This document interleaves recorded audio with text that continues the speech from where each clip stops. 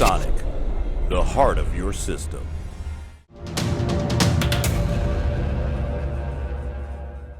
Alright guys, Dominic here for Kit Guru, and this system beside me is the MSI Aegis 3 8th, 8th being for Intel's 8th gen CPUs.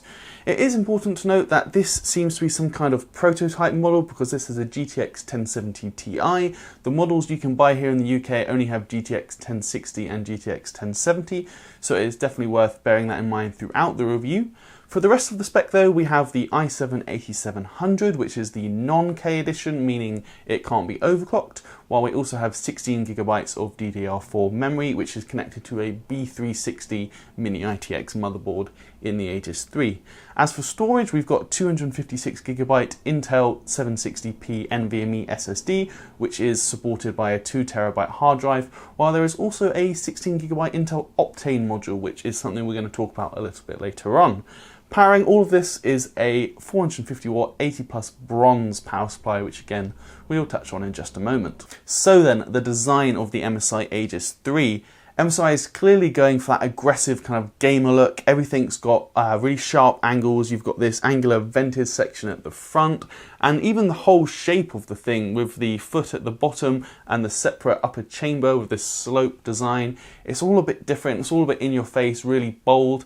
It's probably going to be the kind of thing you either love or hate. Personally, I don't really like it. I like a bit more kind of minimalistic cases, something like the NZXT S340 Elite. That's more my cup of tea, but I can appreciate this is going to appeal to some gamers out there, so I'm not going to criticize it too much for that. It's just really either a kind of love it or hate it thing. It is a fairly diminutive case though. It actually measures just 43 centimeters tall, and considering it is a sloped case, it's 43 centimeters at its tallest point, so the rest of the case is actually a fair bit shorter than that, and it's impressively thin as well. It's only 17 centimeters across, so it's actually a rather small system, which is supported by the fact it is a mini ITX motherboard, but we'll get to that later. Building on the idea of portability though is actually the fact that at the end of the case we've got this metal handle. The rest of the case is made from plastic, but there is a metal handle which is there purely for the idea of moving the Aegis 3 around. It's not the easiest thing to do because the Aegis 3 is still quite heavy, but if you just want to move it from one room to the other, you could take it to a LAN, but as I mentioned, it is quite heavy, but still having the handle is a unique thing which just ties into the whole portability factor of the Aegis 3. But moving back to the overall design of the system, the front panel has these angular kind of vented sections, which as I mentioned, these actually reveal some RGB lighting once the system is turned on, and we can see the front I/O is one USB 3.1 Gen 1 Type-C and then two USB 2.0 Type-A's, while the rest of it is just headset jacks. More surprisingly though, at the top there is even a slimline DVD drive, which is something I've not seen for a long time, so it's interesting MSI has included that. I've got no use for it anymore, but it's still there if you want that kind of thing. Elsewhere, as mentioned, the side panels are made from plastic, and the Aegis 3 bucks the trend for the full view window panels. There are small windows on either side, which give you a very small glimpse into the system, but you definitely don't get a full view into the innards of the chassis. The other thing to note for the side panels is that each one actually has a little arm at the front for mounting a headset. I have removed this side panel here just so you can get a look at the inside of the system, but both side panels do have that little headset rest section, which is, it's not a huge feature, but it could be helpful for some, especially if you're going to put the MSI Aegis 3 on your desk. Moving over to the back of the system though, this is where we get a look at the motherboard's I/O. It's only a B360 motherboard, so I/O isn't massively plentiful, but the main thing towards the back is definitely the kind of foot section. This is actually where the power supply is housed, so it's completely separate from the upper chamber, which has the CPU, GPU and motherboard. The power supply is actually in the foot. That does mean it is a different form factor, shall we say. It's not ATX, it's actually a 1U or 1 unit power supply, which is something we'd typically find in a server build.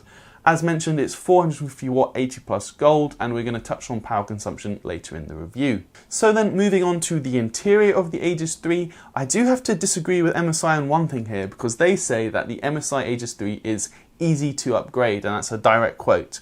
In my experience, it is not easy. It is possible, not necessarily easy.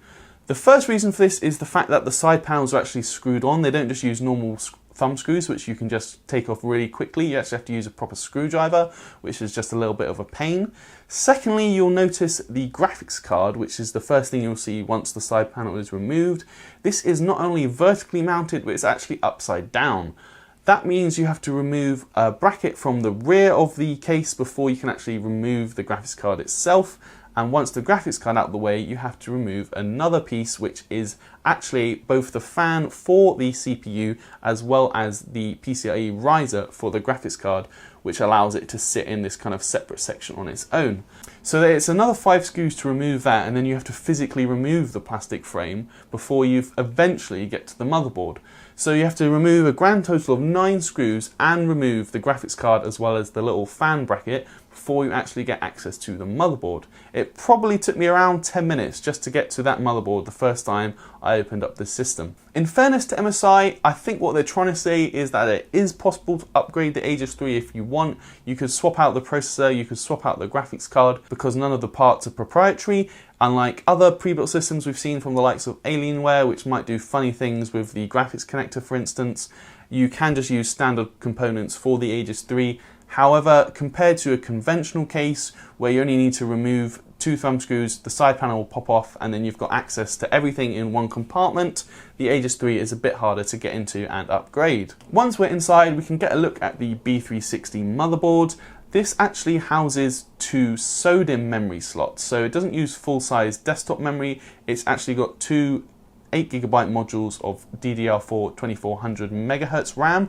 There's one here and there's another around the back, which we'll get to in just a moment, but it's definitely worth noting it's SODIMM memory, not full-size DIMMs. You will also note that the CPU cooler looks rather basic. It's only 2 copper heat pipes cooling that processor, and that leads away to a small kind of heatsink area on the side. The cooler's fan as well looks quite basic. It looks more suited to be in a laptop than a proper desktop like this. However, there is a secondary 80mm fan on the bottom of this kind of chamber section, which is used to intake fresh air into the case. And of course, we will look at thermal dynamics later in the review. I am a bit disappointed with the cable management though. It does leave a bit to be desired. It's not the end of the world because, as mentioned, the side panels are almost entirely solid, so you're not going to be able to see it.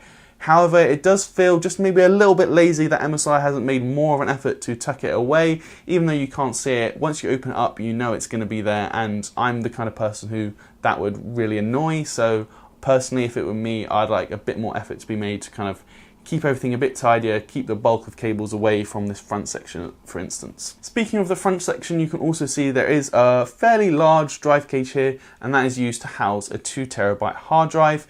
And we're going to look at how that is accelerated by Intel Optane later in this review. Now, if we remove the other panel on the case, that will give us a look behind the motherboard. And here you can see there are 3 extra slots. One is another 8GB module of DDR4 memory, and we also have the Intel 760p SSD, which we already mentioned. That's a 256GB drive, which is used as the boot drive for the Aegis 3. The other drive is actually a 16GB stick of Intel Optane, which is used to accelerate the 2TB hard drive. So that is basically it for the design and internals of the system. There is some more RGB action going on when we power on the system, which shines through this section here where the graphics card is. But funnily enough, this bit is, as you might have been already to tell by now, this is actually on the right hand side of the case. That means if you are looking at it, it's on the right hand side of the case, when most cases have the window area, or the bit you access, on the left hand side. So if you set this up on your right hand side, the RGB is going to be on the right hand side from that. So obviously you're not going to be able to see it. So it's probably just a design quirk of the unique chassis, shall we say, but it does mean there is RGB lighting, but it feels a little bit redundant. Moving on to performance though, as mentioned, we do seem to have a kind of prototype of the Aegis 3 8th, which means we have a GTX 1070 Ti, whereas if you were to buy the Aegis 3 here in the UK, you would only get a GTX 1060 or GTX 1070, so it's definitely worth bearing that in mind as we show you the performance figures from this system.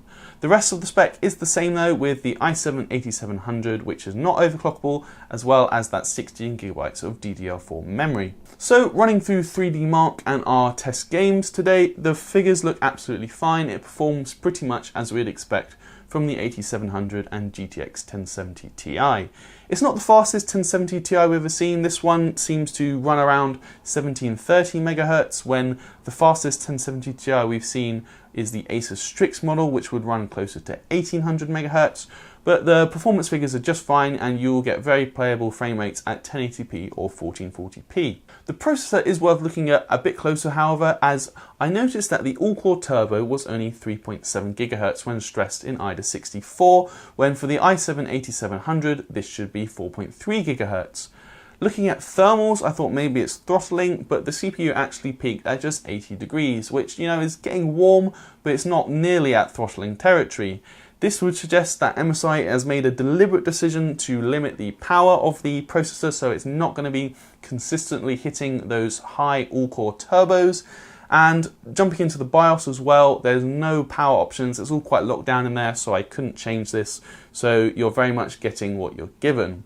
This would probably be for the average consumer, so they don't run into any problems with power management down the line. But here at KitGuru, you know, we want to try and get as much performance as possible from our system, so I can understand why MSI has done this. However, it's still a bit disappointing that you are losing that 600 MHz gap from the all-core turbo. So if you are the kind of person who is going to do some CPU intensive tasks on your new desktop, the MSI Aegis 3/8 is probably not for you. So as mentioned, this system also has Intel Optane with a 16GB module, so it's definitely worth touching on how that actually improves performance. And as we said, it's used to accelerate a 2TB hard drive in the Aegis 3.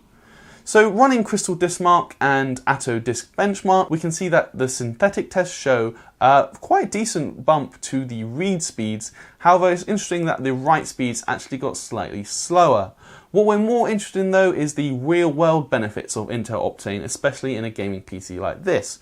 So what we did was we installed all of our 4 test games onto that 2TB hard drive, and then we measured the loading times with Optane enabled and then disabled. And as you can see, the results were a bit of a mixed bag. Some games like Deus Ex Mankind Divided barely decreased their loading times at all with Optane enabled, but others such as Far Cry actually got faster by around 10 seconds. So for me, Optane, in a system like this, considering a 16GB module costs barely anything, it's something you'd rather have than not have, but it's not the kind of big feature you'd go out and spend £1,700 or £1,800 on just to have it in a system. But we've got it. It does seem to help some games load faster, so we're not going to begrudge it, and as mentioned, it hardly adds to the cost of the system, so considering we have it, we might as well use it. Moving on now to power consumption.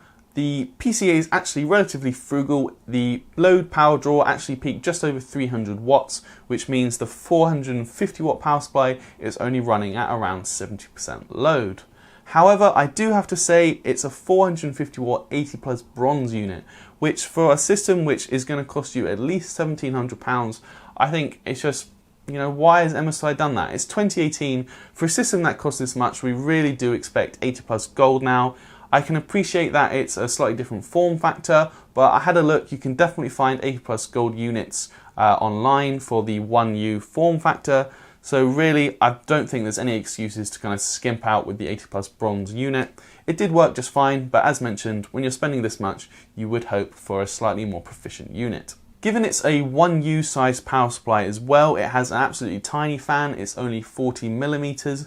The actual peak noise output of the system is fairly innocuous actually, it wasn't that loud. I think it peaked at just under 43 decibels, which is fine. But the thing is, it's just a bit whiny. That's something the sound meter can't pick up. It's a bit whiny because that 40mm fan is so small. So it's not the end of the world, it is just a small annoyance when it's just sitting next to you and you can kind of hear it going meh, meh. Just kind of, it's the kind of thing that would annoy me, and I can appreciate the form factor of the Aegis 3 that necessitates a slightly unconventional power supply, but it's definitely something worth noting as it just can be a little bit irritating. So then, wrapping things up, you do have to wonder, is the Aegis 3 worth buying? I must confess, I come away from using it feeling slightly underwhelmed. MSI is clearly going for the design, that seems to be the USP of the Aegis 3/8. General performance is fine, but again, there's nothing really that special about it. It does have a few niggling issues as well, like I already mentioned, the whiny fan, 80 plus bronze power supply, and the CPU performance is a bit limited. At the end of the day though, it's just not priced that competitively, As we already mentioned, you can't buy the 1070 Ti model in the UK. We seem to have an early prototype, but if you look at the 1070 model, which is available from PC World, that's going to set you back £1,800. And it was actually only in February last year that I reviewed a system from PC Specialist, which cost £50 less, but it had an i7-8700K and GTX 1080 Ti. So that is a lot more bang for actually less buck, which just goes to show if you like the design of the Aegis 3, you know, it's a competent gaming PC and it's going to give you decent frame rates, but at the end of the day, you can find more competitively priced systems out there which will offer better performance for slightly less cost. So I'm Dominic for Kit Guru. This has been our review of the MSI Aegis 3/8. If you like this video, you can give us a thumbs up, leave a comment below and subscribe if you haven't already. Make sure to hit that bell icon as well to be notified about all of our future videos, and I will see you in the next video.